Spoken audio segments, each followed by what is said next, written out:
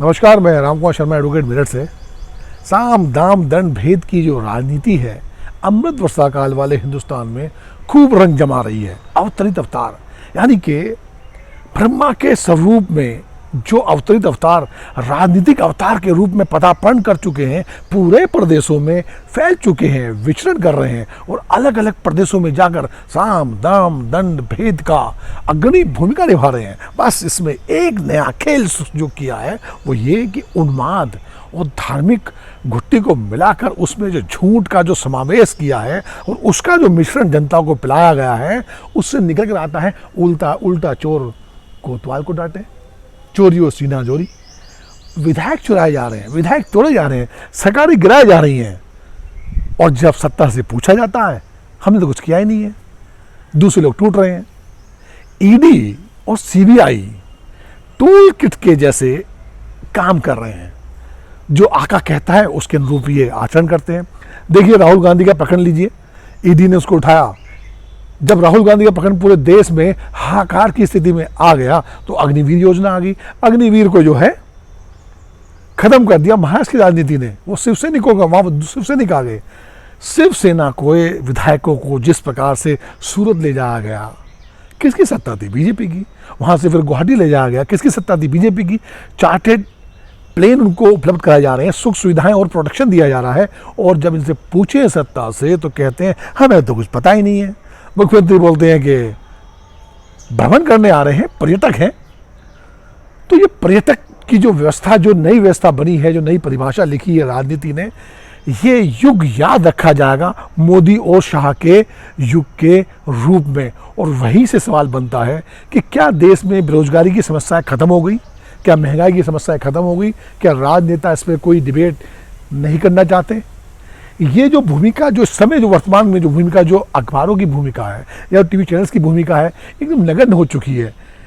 ये लोग इतनी दूषित, कुचलित और प्रदूषित मानसिकता से आकर परिपूर्ण होकर आचरण व्यवहार करते हैं और लोगों को दिग्भ्रमित करके जनता को बिल्कुल ही बौखलाहट वाली स्थिति में ला देते हैं, उसका मानसिक उत्पीड़न करते हैं और ऐसा वातावरण बनाते हैं कि विपक्ष तो कहीं है ही नहीं, तो पूछेगा कौन? मोदी नहीं तो कौन? ये सब क्वेश्चंस जो है ये मीडिया के माध्यम से रखे जाते हैं। अग्निवीर परियोजना, कौन अपना भाई और बेटा जो है 4 साल के लिए सेना पे भेजना चाहेगा और उसके बाद उनको चौकीदार बनाया जाएगा बीजेपी के कार्यालयों में? बीजेपी के नेता कहते हैं, कैलाश विजयवर्गीय जी कहते हैं हम चौकीदारी करवाएंगे उनसे। अरे भाई, जो एसएससी करके आए हैं, जो पहले सोर्स सर्विस कमीशन के लोग थे, उनको ही नौकरी नहीं मिल पाई, उनका समायोजन नहीं हो पाया। बहुत से संविदा कर्मी, उनका ही समायोजन नहीं हो पाया, तो बाकी का होगा क्या? ये कोई सवाल आज जो है, आज की वर्तमान परिस्थितियों में बेमानी हो गए हैं। विपक्ष तो खत्म कर दिया जा रहा है। अब देखिए, जहां इनकी सत्ता नहीं है वहां पर ये यही जीत रहे हैं। अब जनता जो है सत्ता को नहीं चुन रही, सत्ता खुद सत्ता को चुन रही है। आप जीत जाइए, आप सरकार बना लीजिए, हम तोड़ लेंगे, हम तोड़ देंगे, हमें तोड़ना आता है और उनको टूटना आता है। कमी उस तरफ भी है कि वो टूटते ही क्यों हैं? टूटते साहब इसलिए हैं कि देश में भ्रष्टाचार चरम सीमा पर था, रहा है और है। इसमें ईडी और सीबीआई का जो डंडा है वो एकदम मजबूत वर्तमान सरकार ने कर दिया है कि आप अगर इस पाले में आ गए तो ये आरोप प्रत्यारोप ही खत्म हो जाएंगे और अब उस पाले में रहे तो आरोप प्रत्यारोप लगाकर आपका सामाजिक, राजनीतिक और आर्थिक जीवन को तहस नहस कर डालेंगे। तो ये जो खौफ और भय है जो राजनेताओं में पैदा होता जा रहा है, कर दिया जा रहा है, उस भय के कारण जो है भाजपा में लोग आ जाते हैं और भाजपा में जैसी नेता आता है वो सर्वगुण संपन्न हो जाता है। अवतरित अवतार ऋषि मुनि की भूमिका में आ जाते हैं। और यही से सवाल बनता है कि देश की जनता जो आज त्राहिमाम कर रही है, बेरोजगारी का रोना रो रही है, लोग रेल फूंक रहे हैं, गरीब कह रहा है बहुत महंगाई हो गई है, सिलेंडर बड़ा महंगा हो गया है, राशन बहुत महंगा हो गया, दालें महंगी हो गई है। क्यों नहीं होनी चाहिए महंगी या महंगाई? इस सरकार को बल कहाँ से मिलता है?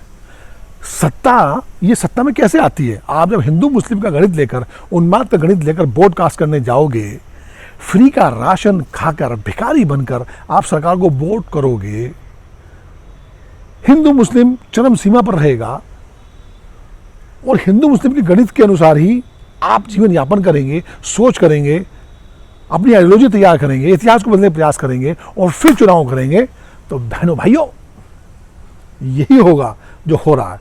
महंगाई भी होगी, आपका रोजगार भी छीना जाएगा, बैंकरप्सी बढ़ती जा रही है, लाखों करोड़ों अरबों रुपया लेकर लोग भाग रहे हैं, बैंकरप्ट हो रहे हैं। इनसे तो कोई सवाल सीबीआई ईडी नहीं करती है, लेकिन आम आदमी अगर बैंक का थोड़ा सा पैसा ले ले, मुनादी करा देती है बहनों भाइयों। अब ये तो हालात होंगे, क्योंकि चुनते तो आप हो ना। अब इसका उपाय क्या है? आप कहेंगे विपक्ष कहाँ है? विपक्ष कहाँ है ये बताने के लिए आपको प्रायोजित कार्यक्रमों के तहत मीडिया बताती है, सोशल मीडिया बताती है कि नहीं है, लेकिन है जो दिखाया नहीं जाता। लेकिन आप है नहीं है, आप एक काम तो कर सकते हैं ना, उखाड़ फेंकिए ऐसी व्यवस्थाओं को, ऐसी सत्ता को, ऐसी उन्मादी सत्ता को। तो देश के छोटे छोटे बच्चों के दिल में, दिमाग में प्रदूषित, दूषित धार्मिक कुटिलताएं, मानसिकताएं भर रहे हैं, गालियां दिलवा रहे हैं उनसे। वो कहते हैं कि फलाने धर्म की आप माँ बहन कीजिए, गालियां दीजिए। यही सब जब आपके साथ होगा या किया जाएगा तो यह सवाल बनता है कि हिंदू खतरे में है। 8 साल से हिंदू खतरे में है। सवाल तो बनता है, सवाल तो बनता है। नमस्कार।